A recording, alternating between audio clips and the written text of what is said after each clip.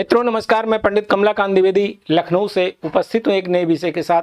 मेरा यत्न या विराम हर घर और खुशियों के धाम की श्रृंखला में एक नई कड़ी जोड़ते हुए आज मैं आपको घर की बरकत के विषय में कुछ ऐसे सूत्र आपके समक्ष रखूंगा जो घर में आ रही आवत का जो आपको फल नहीं मिलता है, घर की आवत कहाँ आ रही है कहाँ जा रही है इसका कुछ अता पता नहीं होता है।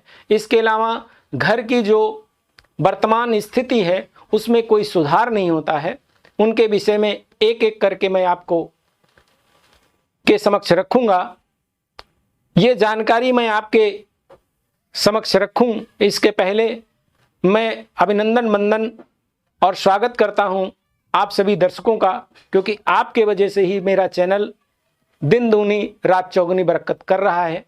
इसमें आप सभी सहभागी हैं, सहयोगी हैं, जिसके लिए मैं तहे दिल से आपका आभार व्यक्त करता हूं।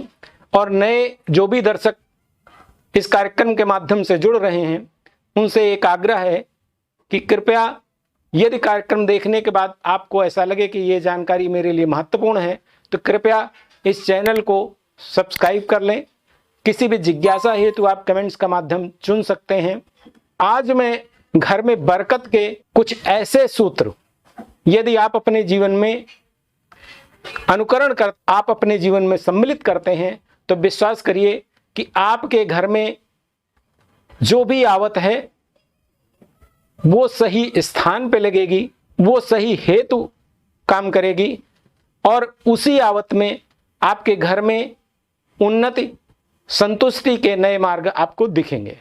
मित्रों, घर की स्थित अवस्था के हिसाब से पैसे का जो ठहराव नहीं होता है उनमें कुछ महत्वपूर्ण बातों को यदि आप ध्यान रखेंगे तो ये सूत्र आपके जीवन में बहुत ही प्रभावकारी और चमत्कारी लाभ देने वाले सिद्ध होंगे, ऐसा मेरा अनुभव रहा है। यदि आपके घर में बरकत की स्थिति नहीं दिख रही है तो सबसे पहले आपको अपने घर के सभी नलों को देखना चाहिए कि कहीं से पानी तो नहीं रिस रहा है, पानी तो नहीं टपक रहा है, या किसी स्थिति में अनावश्यक पानी तो नहीं बह रहा है।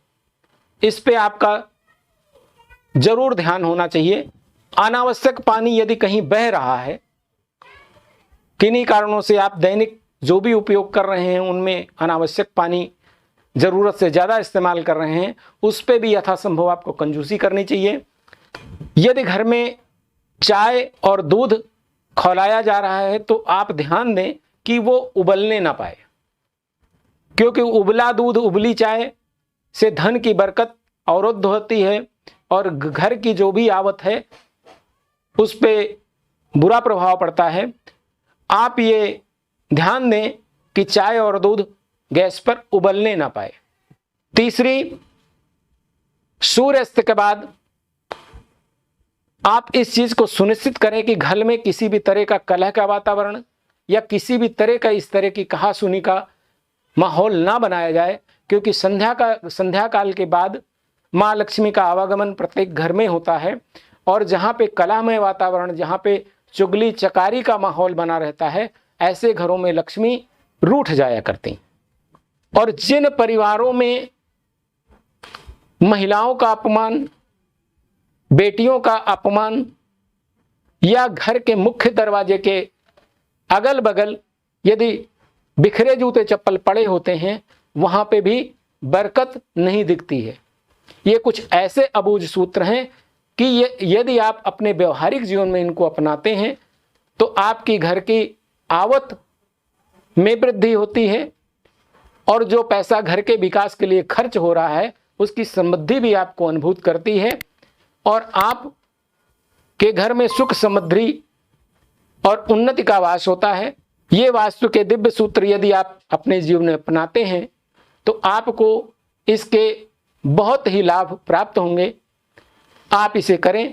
आज मैं इस विषय से अपनी वाणी को विराम देता हूँ। मिलता हूँ फिर किसी अगले कार्यक्रम में। तब तक के लिए आप सभी को मंगल कामनाएं। बहुत बहुत धन्यवाद। नमस्कार।